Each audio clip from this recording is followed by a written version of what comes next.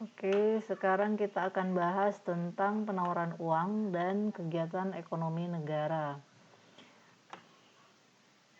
Terlebih dahulu kita bahas tentang penawaran uang dan harga menurut pandangan klasik. Nah, teori keuangan ini dibedakan dalam dua bentuk, yaitu teori kuantitas uang dan teori sisa tunai atau cash balance theory. Perubahan dalam penawaran uang akan menimbulkan perubahan yang sama persentasenya dengan tingkat harga. Artinya apabila jumlah uang beredar atau penawaran uang itu berubah 5%, maka tingkat harga juga akan mengalami kenaikan sebanyak 5%. Begitu juga apabila penawaran uang turun sebesar 5%, maka tingkat harga juga akan menurun sebesar tingkat yang sama persentasenya. Nah, kemudian di sini ada persamaan pertukaran. Teori kuantitas uang biasanya diterangkan dengan menggunakan persamaan pertukaran uang. Nah, di sini ada rumus MV sama dengan P kali T, di mana M sama dengan penawaran uang, V-nya adalah laju peredaran uang atau kecepatan uang, kemudian P-nya adalah tingkat harga, T-nya adalah jumlah barang dan jasa yang diperjualbelikan dalam perekonomian. Nah, jumlah barang dalam ekonomi itu inisialnya adalah T, yang mempunyai arti adalah T itu adalah jumlah barang atau sama dengan nilai fiskal dan bukan nilai uang itu sendiri. Nah, jadi jumlah barang ya. Kemudian yang kedua meliputi barang-barang jadi maupun barang setengah jadi. Kita ketahui barang itu ada barang jadi, contohnya seperti barang yang sudah langsung dikonsumsi oleh konsumen. Kalau barang setengah jadi, contohnya itu barang itu akan diolah kembali menjadi barang yang siap untuk digunakan untuk konsumsi. Nah, oleh karena itu, apabila P dikali dengan T itu tidak sama nilainya dengan pendapatan nasional. Sementara kita ketahui bahwa pendapatan nasional itu adalah nilai barang dan jasa yang dihasilkan dalam perekonomian dalam kurun waktu setahun lamanya. Sedangkan dalam pendapatan nasional, barang itu adalah merupakan barang jadi. Nah, sedangkan P kali T yang tadi itu adalah meliputi barang jadi dan juga barang setengah jadi. Nah, kemudian teori kuantitas uang ada kalanya dinyatakan dengan menggunakan persamaan MV Y-nya Y kecil sama dengan Y. Nah, itu di mana M-nya itu adalah sama dengan penawaran uang. Sementara V-nya adalah laju peredaran uang yang dibelanjakan untuk membeli barang-barang jadi saja. Jadi hanya barang jadi gitu ya. Kemudian kalau Y-nya adalah pendapatan nasional. Jadi dapat disimpulkan bahwa nilai Y itu adalah sama dengan tingkat harga dikalikan dengan jumlah barang jadi yang diperjualbelikan. Dengan demikian, Y adalah lebih kecil daripada PT. Kenapa lebih kecil?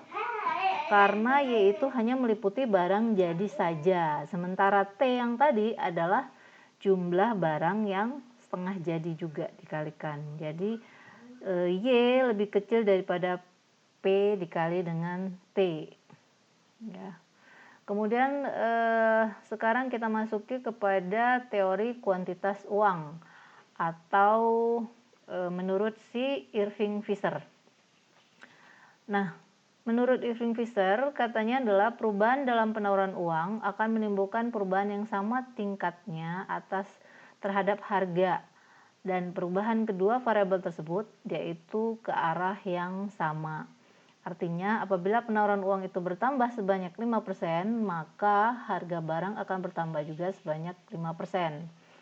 Seperti yang kita bahas tadi sebelumnya. Nah, kemudian asumsi dan pandangan teori kuantitas uang menurut Irving Fisher, seorang ahli ekonomi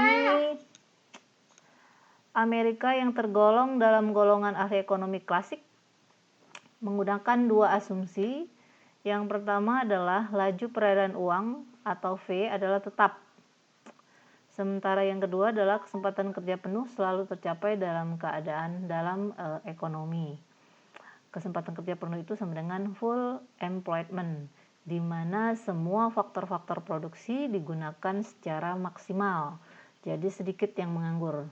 Yang dimaksud dengan faktor produksi itu antara lain adalah tenaga kerja, modal, skill, dan juga tanah. Nah, semua itu difungsikan atau digunakan secara maksimal, jadi sedikit yang menganggur. Ya, baik tenaga kerja menganggurnya cuma sedikit, kemudian modal juga digunakan secara maksimal, tanah atau lahan juga digunakan secara maksimal. Nah, kemudian implikasi menurut persamaan MV sama dengan P kali T, apabila M atau penawaran uang berubah, maka akan mengubah nilai P pada tingkat harga yang sama dengan perubahan M. Nah, sekarang perhatikan contoh. Misalkan dalam suatu perekonomian T sama dengan 500. Kemudian penawaran uangnya adalah 200 dan laju peredaran uang adalah 5. Yang ditanya adalah berapakah tingkat harga yang berlaku. Nah, kita masukin rumus bahwa MV sama dengan P kali T. M-nya kita masukin 200, V-nya nilainya 5. V itu kecepatan peredaran uang. Kemudian P itu harganya adalah 500. Bukan, harganya yang ditanya, berarti P tetap P, kemudian T-nya adalah 500. Kemudian 200 kali 5 sama dengan 1000, 500 kali P sama dengan 500P. Sehingga P-nya aja adalah 1000 dibagi 500 sama dengan P sama dengan 2 nilainya. Nah, jadi dapat diketahui bahwa tingkat harga yang terjadi adalah 2 rupiah. Nah, kemudian lanjut, apakah yang akan terjadi pada tingkat harga apabila penawaran uang meningkat sebanyak 25%? Yaitu dari 200 menjadi 250. Nah, dengan menggunakan persamaan teori kuantitas uang dapat dilihat bahwa tingkat harga akan mengalami kenaikan sebanyak 25%, yaitu dari 2 menjadi 2,5. Itu naiknya berapa? Naiknya adalah 25%. Cara menghitung persen adalah tingkat harga yang sekarang dikurangi harga sebelumnya dibagi dengan harga sebelumnya dikali 100%, maka dapatlah hasilnya 25%. Sehingga kita masukin persamaannya, MV sama dengan P kali T, kemudian 250 kali 5 sama dengan 500P, 250 kali 5 sama dengan 750, kemudian ini 500P, sehingga P sama dengan 750 dibagi dengan 500. Hasilnya adalah 2,5. Nah, kembali lagi kepada yang asumsi di awal, katanya adalah penawaran uang naik dari 200 menjadi 250. Nah, naiknya penawaran uang itu kan jumlahnya tadi adalah 25%. Sedangkan tingkat harga yang pertama adalah 2. Kemudian tingkat harga yang kedua adalah 2,5. Itu artinya bahwa tingkat harga mengalami kenaikan sebanyak 25% juga. Jadi teori permintaan uang yang dikemukakan oleh Irving Fisher tadi yaitu terbukti adanya. Katanya apabila penawaran uang naik sebanyak 5%, maka mengakibatkan tingkat harga naik sebanyak 25% juga. Nah, di contoh ini dapat kita lihat bahwa penawaran uang naik 25% dari 200 menjadi 250, sedangkan tingkat harga juga akan mengalami kenaikan dari 2 sampai dengan 2,5, yaitu sebesar 25%. Kemudian lanjut. Nah, di sini ada teori sisa tunai. Teori sisa tunai ini dikemukakan oleh Alfred Marshall dari Cambridge. Mengembangkan teori sisa tunai, ya. Rumusnya adalah M sama dengan K dikali PT, di mana M dan P dan T mempunyai arti yang sama. MP dan T dalam persamaan MV sama dengan P kali T. Nah, sekarang ada contoh di sini, sekiranya 20% dari pendapatan nasional akan dipegang masyarakat dalam bentuk tunai, maka K sama dengan 1/5. K 1/5, ya. Kemudian dalam teori sisa tunai, M sama dengan K dikali PT atau M per K sama dengan P kali T. Sedangkan persamaan teori kuantitas adalah MV sama dengan P kali T. Dengan demikian, nah M per K, K-nya kita bawa ke kiri dari persamaan yang tadi. M sama dengan K kali PT, K-nya dibawa ke kiri, jadi M per K sama dengan P kali V. Bukan P kali P, sorry. M per K sama dengan, ini PT tadi kita gantikan dengan nilai yang ini. Nah, jadi PT itu sama dengan MV, berarti M per K sama dengan MV, atau K aja sama dengan 1 per V. Nah, begitu ya. Kemudian di sini ada kritik atas teori kuantitas uang. Yang pertama adalah nilai T tetap kurang tepat katanya.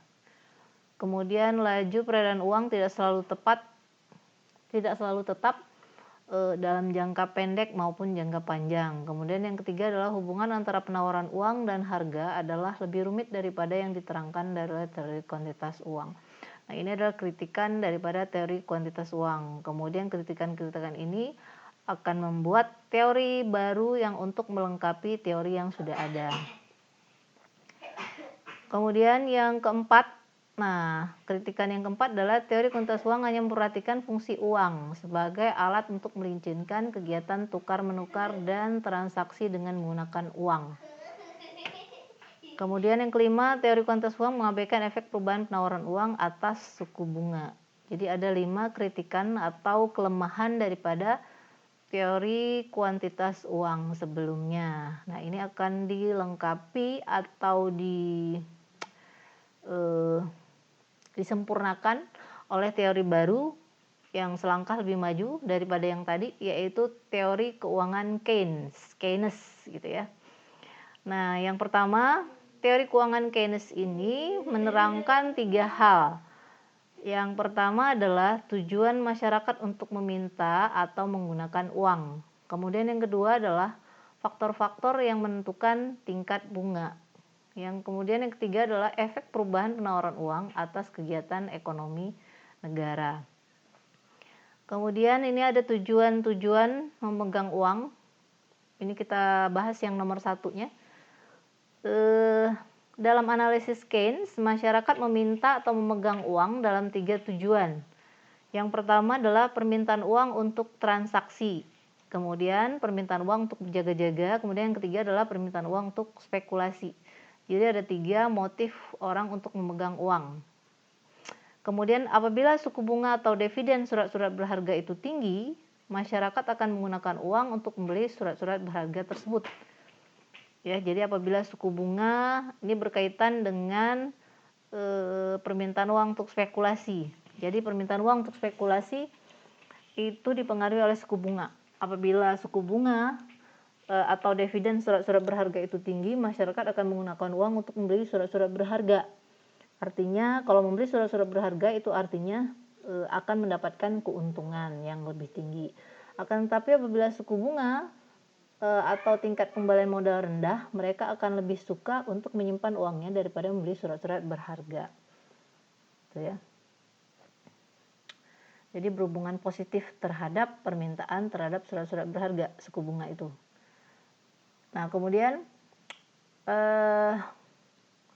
di sini ada tujuan orang ini sudah tadi memegang uang tadi sudah. Kemudian ini permintaan uang untuk transaksi dan berjaga-jaga dan serta permintaan uang untuk spekulasi.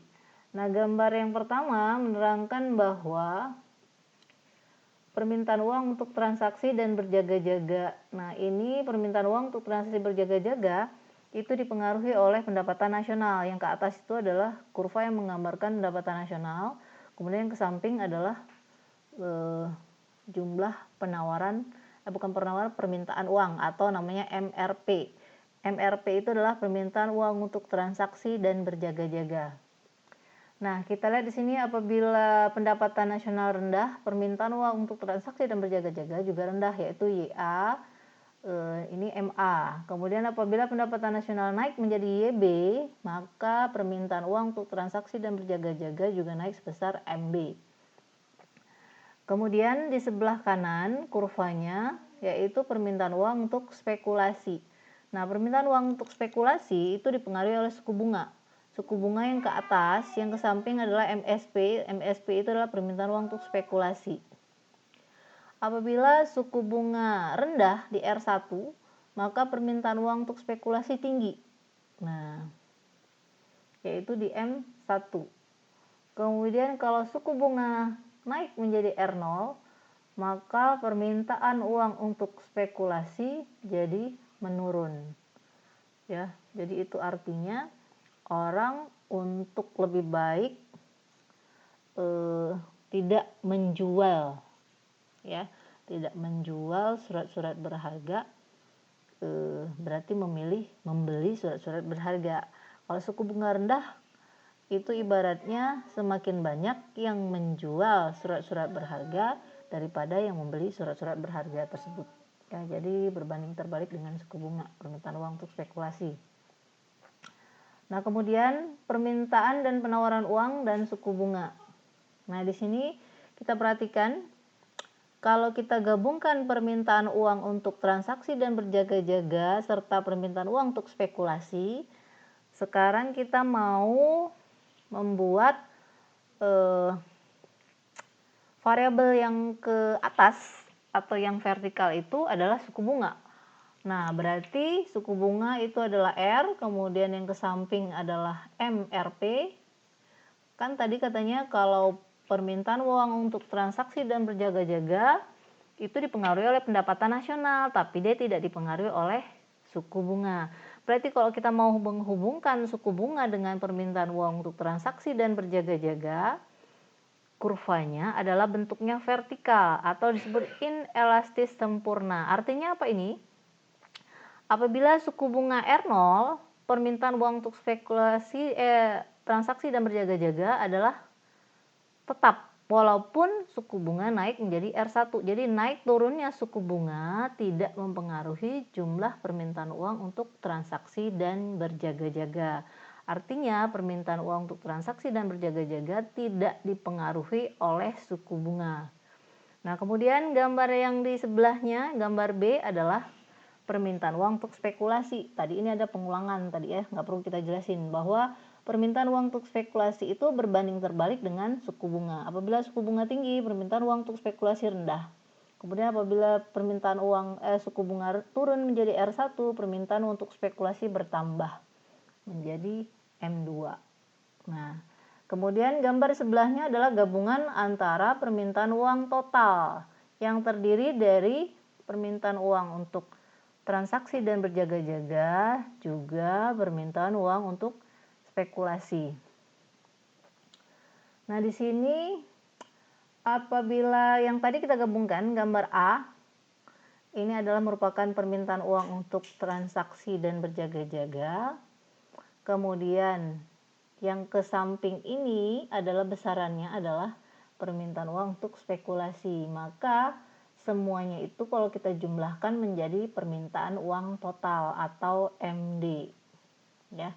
Artinya permintaan uang total itu atau permintaan uang dipengaruhi oleh suku bunga. Pengaruhnya adalah negatif. Jika suku bunga tinggi R0, maka permintaan uang D0, rendah. Jika suku bunga turun menjadi R1, maka permintaan uang bertambah menjadi D1. Kemudian sekarang perhatikan permintaan uang, penawaran uang, dan suku bunga. Di sini ada kurva yang DM itu menerangkan tentang permintaan uang. Kemudian MS0 itu menggambarkan kurva penawaran uang.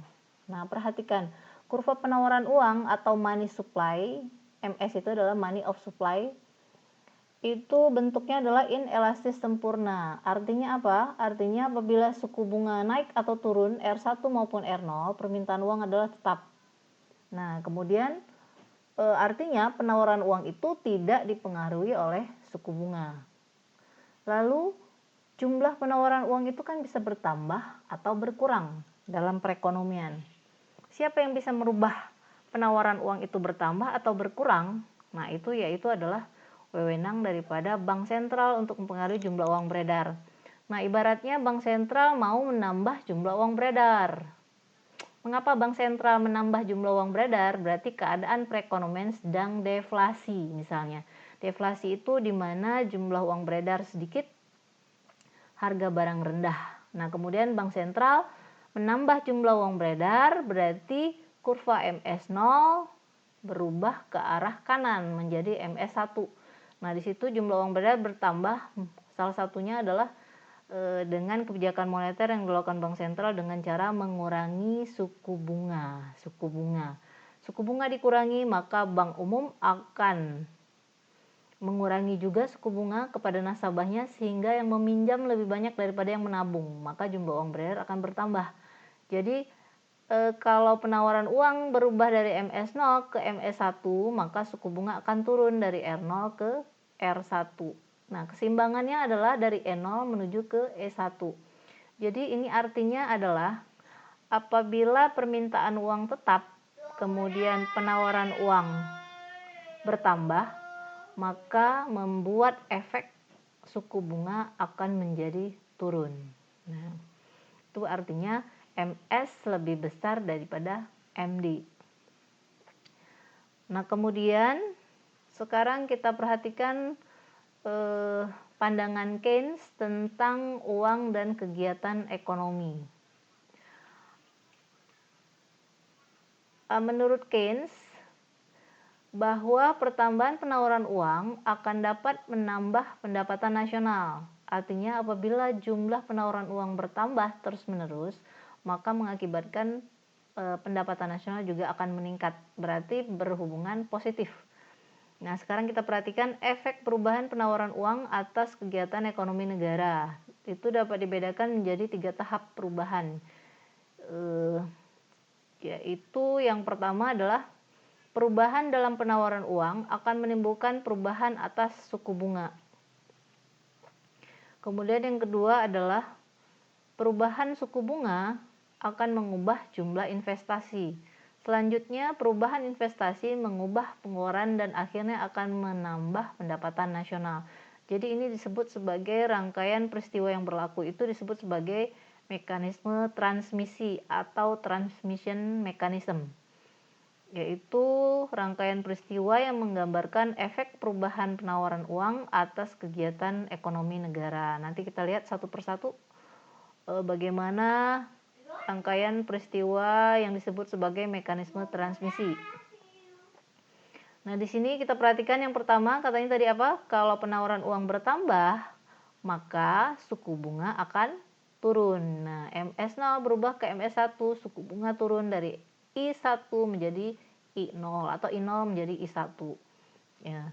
Kemudian efek yang kedua, dengan turunnya suku bunga turun dari R0 ke R1.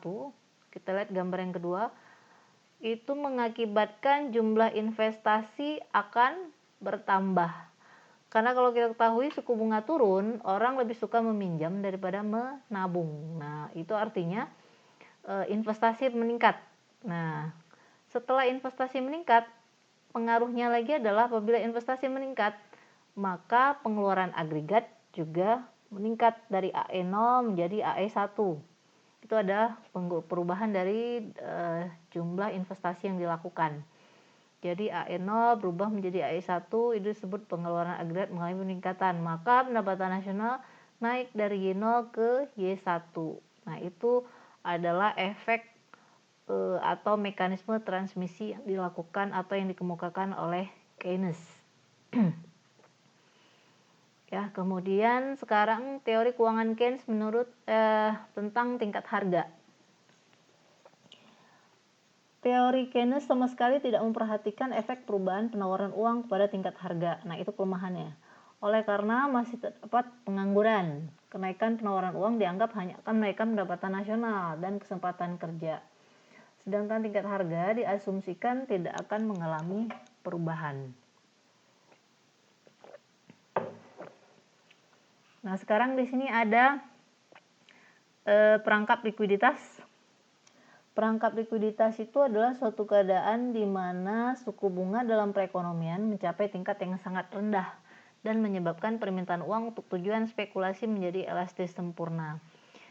Kalau dalam suatu perekonomian tingkat bunga segitu rendahnya, maka apa efeknya terhadap perekonomian? Kalau suku bunga terlalu rendah, yang pasti lembaga keuangan atau disebut sebagai bank itu tidak akan bisa beroperasi dengan baik.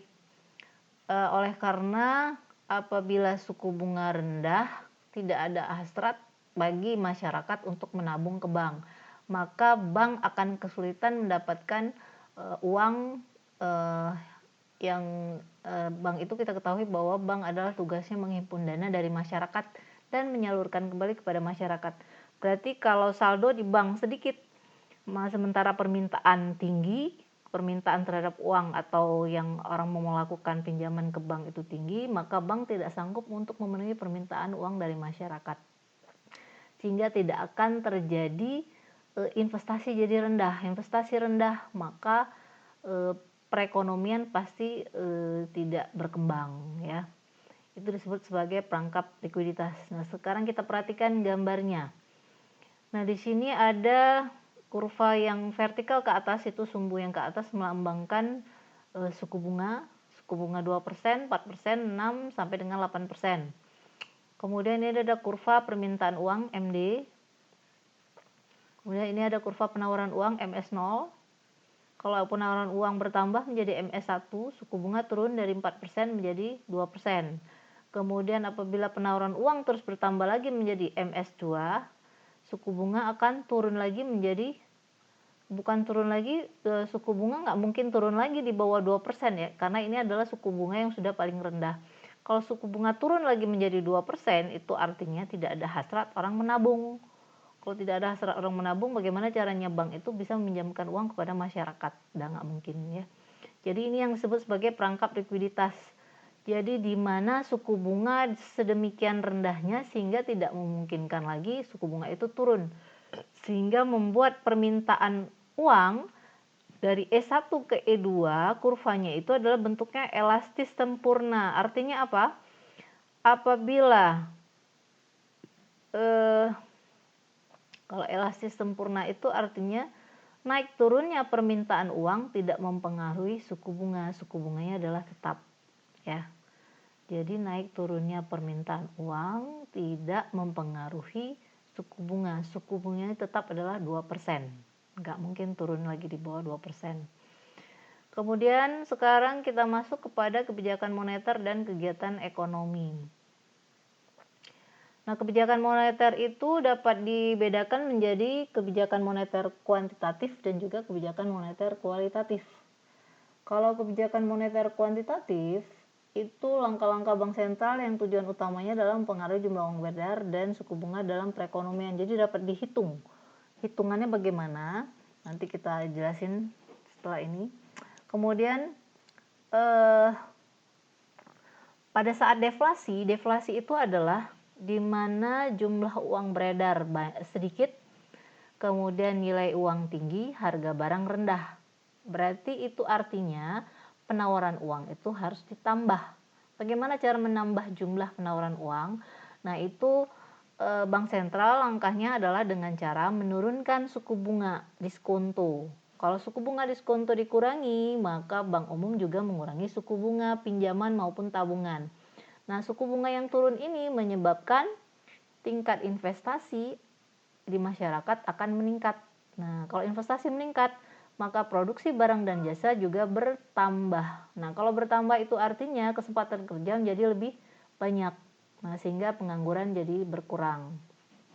Itu adalah kebijakan moneter yang kuantitatif melalui penurunan suku bunga. Dan sebaliknya, kalau pada saat inflasi itu adalah di mana jumlah uang beredar banyak, nilai uang rendah, harga barang tinggi. Nah, berarti pemerintah kalau pada saat deflasi berarti ingin mengurangi jumlah uang beredar. Nah, Bagaimana caranya mengurangi jumlah uang beredar? Itu artinya pemerintah harus menaikkan atau bank sentral harus menaikkan suku bunga. Suku bunga yang naik, maka bank umum akan menaikkan suku bunga sehingga yang menabung lebih banyak daripada yang meminjam. Berarti investasi menurun. Investasi menurun, maka pendapatan nasional turun. Sehingga artinya apa? Pendapatan nasional turun, maka jumlah uang beredar berkurang sehingga inflasi bisa teratasi. Ya. Itu kalau dengan cara menaikkan atau menurunkan suku bunga melalui kebijakan moneter yang kuantitatif.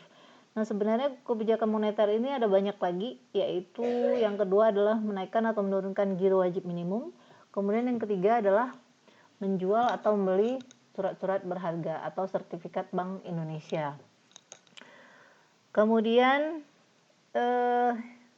kebijakan moneter yang kedua adalah kebijakan moneter kualitatif. Kualitatif artinya tidak dapat dihitung. Langkah-langkah bank sentral yang bertujuan mengawasi bentuk-bentuk pinjaman dan investasi yang dilakukan oleh bank-bank perdagangan. Tujuan utama kebijakan ini adalah untuk mengawasi perkembangan, bukanlah untuk mengawasi perkembangan penawaran uang, tapi untuk mempengaruhi jenis-jenis pinjaman yang diberikan oleh institusi keuangan. Nah, ini memungkinkan bank sentral menggalakkan pertumbuhan ke arah ekonomi yang diharapkan. Contoh kebijakan moneter kualitatif ini adalah himbauan bank sentral kepada bank umum untuk memberikan pinjaman kepada nasabah yang lebih berkompeten untuk membayarnya. Kemudian bisa juga menghimbau bank umum untuk lebih selektif dalam memberikan pinjaman kepada nasabahnya. Itu bentuk kebijakan moneter yang kualitatif. Kemudian yang kuantitatif tadi, kalau mau dibedakan, ini kebijakan moneter kuantitatif itu yang pertama melakukan jual beli surat-surat berharga dalam pasar uang dan pasar modal atau operasi pasar terbuka. Kemudian yang kedua membuat perubahan atas suku bunga yang tadi ya, dengan menaikkan atau menurunkan suku bunga diskonto. Kemudian yang ketiga adalah membuat perubahan atas cadangan minimum yang harus pinjaman bank. Itu dengan cara menaikkan atau menurunkan giro wajib minimum bank umum. Apakah itu GWM itu adalah cadangan minimum bank umum yang disetorkan ke bank sentral untuk menjaga likuiditas pada bank umum tersebut. Kemudian kalau kebijakan moneter yang kuantitatif tadi melalui membeli atau menjual surat-surat berharga, ibaratnya begini. Kalau keadaan perekonomian sedang inflasi, maka yang dilakukan oleh bank sentral adalah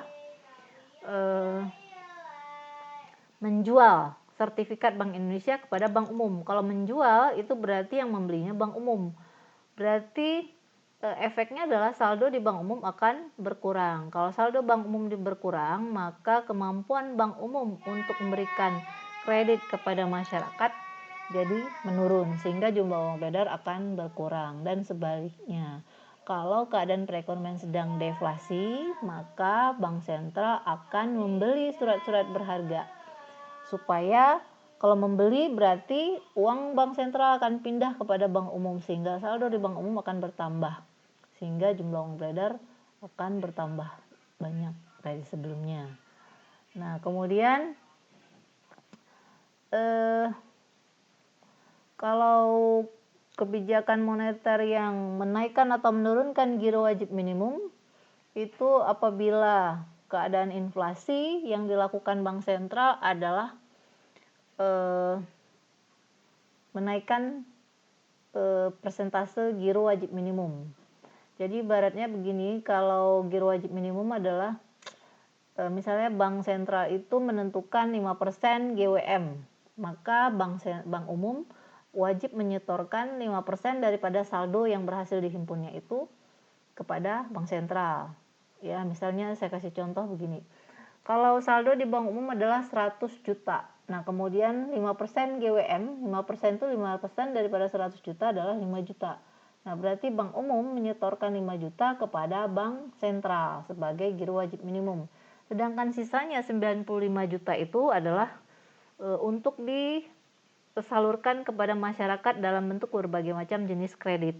Nah, apabila bank sentral menaikkan GWM dari 5% menjadi 10%, maka otomatis bank umum itu menyetorkan sebesar 10% daripada 100 juta jadi 10 juta. Berarti 10 juta yang disetorkan ke bank sentral, sisanya adalah 90 juta. Berarti semakin berkurang ya, semakin berkurang saldo di bank umum, sehingga kemampuan dia dalam memberikan kredit kepada masyarakat juga berkurang. Nah, dengan ini diharapkan jumlah uang beredar akan menurun. Dan sebaliknya, kalau keadaan perekonomian sedang deflasi, maka giro wajib minimum dikurangi persentasenya dari 10 menjadi 5%. Kemudian kalau ini mengubah suku bunga diskonto tadi sudah, yaitu dengan cara menaikkan atau menurunkan suku bunga. Kalau keadaan sedang inflasi, menaikkan suku bunga supaya jumlah uang beredar berkurang. Kalau sedang deflasi, maka suku bunga diskonto akan dikurangi supaya jumlah uang beredar bertambah banyak. Nah, begitu ya. Tadi sudah, ini sudah. Nah, ini contoh kebijakan moneter kualitatif, pengawalan pinjaman secara terpilih tadi contohnya ya. Kemudian penunjukan moral, dapat melaksanakan kebijakan ini, Bank Sentral mengadakan pertemuan langsung dengan bank-bank perdagangan untuk meminta mereka melakukan langkah-langkah tertentu. Jadi kebijakan moneter kualitatif ini sifatnya tidak terlalu mengikat ya. Kalau yang kuantitatif itu kebijakan moneter yang sangat mengikat bank umum untuk melakukan atau mematuhi peraturan yang dibikin oleh Bank Sentral tadi. Ini ada beberapa contoh langkah-langkah Bank Sentral untuk mengendalikan pinjaman bank-bank perdagangan. Yang pertama adalah mengarahkan supaya bank-bank perdagangan beri pinjaman kepada pembeli rumah biaya murah dengan tingkat bunga yang rendah. Kemudian ada contoh lain, menggalakkan pemberian pinjaman kepada pedagang kecil. Kemudian yang ketiga adalah memberi syarat yang lebih ringan untuk pinjaman kepada pedagang kecil dan industri rumah tangga. Kebijakan pinjaman secara terpilih dapat pula dilakukan, misalnya pinjaman bank perdagangan kepada para konsumen, kemudian pinjaman untuk membeli saham-saham di pasaran modal. Nah, ini efek kebijakan moneter terhadap keseimbangan AD dan AS. Kalau ini adalah misalnya suku bunga dikurangi oleh bank sentral, maka efeknya adalah investasi meningkat. Investasi meningkat, maka pengeluaran agregat meningkat dari AE0 menjadi AE1. Pendapatan nasional naik dari 0 ke Y1. Ya, sehingga nanti mengakibatkan kurva permintaan agregat ini AD0 akan berubah menjadi AD1. Kenapa agregat demand bisa bertambah? Karena pendapatan nasional meningkat. Pendapatan nasional meningkat itu artinya kemampuan daya beli masyarakat jadi bertambah banyak, sehingga agregat demand akan bertambah, yaitu ilustrasinya adalah agregat demand 0 berubah menjadi AD1. Oke, sekian dulu materi untuk hari ini, mudah-mudahan bermanfaat dan bisa dicerna ya.